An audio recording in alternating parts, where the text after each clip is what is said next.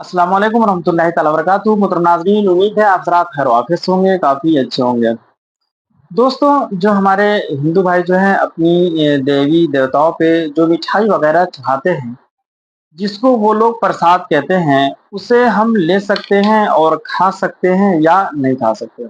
इसलिए कि बहुत सारे लोग जो हैं दोस्त यार वग़ैरह होते हैं, तो वो अपने दोस्तों में उस मिठाई को वो तक़सीम करते हैं कि ये मोतबर मिठाई है। तो क्या मुसलमान के लिए जायज़ व दुरुस्त है कि उस मिठाई को लेकर के खा सकता है या नहीं खा सकता है?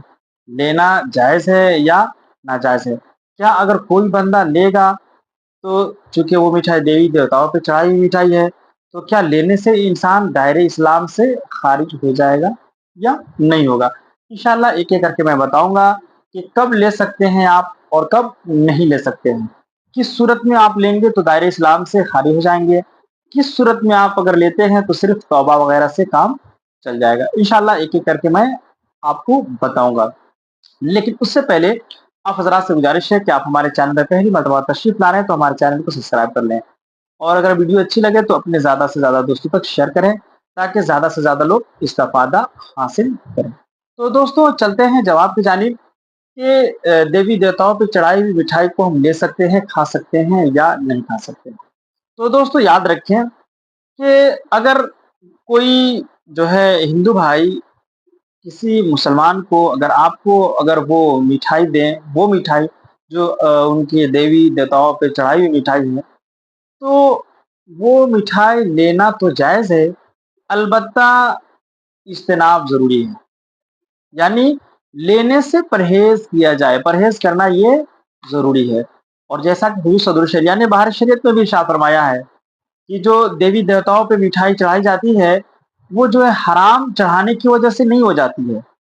अलबत्ता उस मिठाई को लिया जा सकता है ना? लेकिन इज्तनाब ज़रूरी है मेरे भाई। अगरचे वो मिठाई जो है हराम नहीं है ना? और वो चढ़ाने की वजह से हराम नहीं हो जाती है। लेकिन मेरे भाई इज्तनाब ज़रूरी है, उससे बचा जाए। तो ये बात तो समझ में आ गई कि अगर जो है कोई भाई दे तो हराम नहीं हो जाती वो मिठाई। लेकिन फिर भी जो है उससे इज्तनाब ज़रूरी है, परहेज़ ज़रूरी है ना? तो हिकमत अमली के तहत जो है कुछ काम किया जाए, पहली चीज़। इसी तरह से आला हज़रत से भी किसी ने सवाल किया कि हुज़ूर जो है, जो हमारे हिंदू भाई जो हैं, वो अपनी देवी देवताओं पे जो मिठाई चढ़ाते हैं, जिसको वो लोग प्रसाद कहते हैं, तो उस प्रसाद को जो है हम ले सकते हैं या नहीं ले सकते? अगर वो दें, होता भी है कि वो लोग देते हैं, अपने दोस्तों में तक़सीम करते हैं, तो ले सकते हैं या नहीं ले सकते? तो आला हज़रत ने भी फरमाया है कि वो मिठाई जो है चढ़ाने की वजह से हराम तो नहीं हो जाती है, लेकिन इज्तनाब ज़रूरी है। यानी उससे परहेज़ किया जाए, बचा जाए, जहाँ तक कोशिश हो कि आप परहेज़ करें। अब क्यों? तो आला हज़रत ने फरमाया है कि हुर्मत की दलील ना होने की वजह से। यानी कोई ऐसी दलील नहीं कि जिससे उस मिठाई को हराम करार दे दिया जाए। यानी उसकी हुर्मत पर कोई दलील नहीं है, इसलिए ये इजाज़त है कि ले लेता है अगर कोई बंदा, तो कोई दिक्कत नहीं है अलबत्ता, लेकिन फिर भी परहेज़ करना चाहिए और कोशिश यही होनी चाहिए कि उन सारी चीज़ों से बचे में रहें। तो आला हज़रत ने भी यही फरमाया है कि आप ले तो सकते हैं, है ना? लेकिन इज्तनाब ज़रूरी है, परहेज़ करना ज़रूरी है और आप लें भी तो फ़ुज़ूल का माल समझकर लें, तो कोई दिक्कत वग़ैरह नहीं है।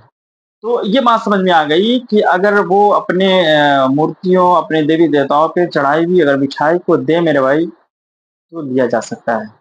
लेकिन इज्तनाब ज़रूरी है, परहेज़ ज़रूरी है। हाँ, लेने वग़ैरह से इंसान जो है वो दायरे इस्लाम से ख़ारिज नहीं होता है और तौबा वग़ैरह करना भी नहीं पड़ेगा मेरे को।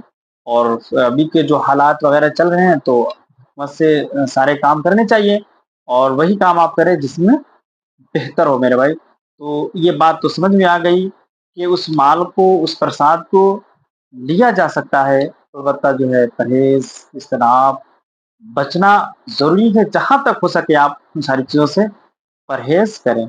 और अगर ले लेते हैं, अगर कोई ले लेता है, तो मेरे भाई याद रखें कि वो दायरे इस्लाम से ख़ारिज नहीं होगा, तौबा वग़ैरह करने की ज़रूरत भी नहीं पड़ेगी। तो दोस्तों उम्मीद है कि ये जो बातें हैं आपको समझ में आई होगी। अगर ये बातें समझ में आई है तो अपने ज़्यादा से ज़्यादा दोस्तों तक शेयर करें, ताकि जिनके साथ ऐसे मामलात पेश आते हैं मेरे भाई, वो जो है अच्छा रास्ता इख्तियार कर सकें। अस्सलाम वालेकुम वरहमतुल्लाहि तआला व बरकातहू।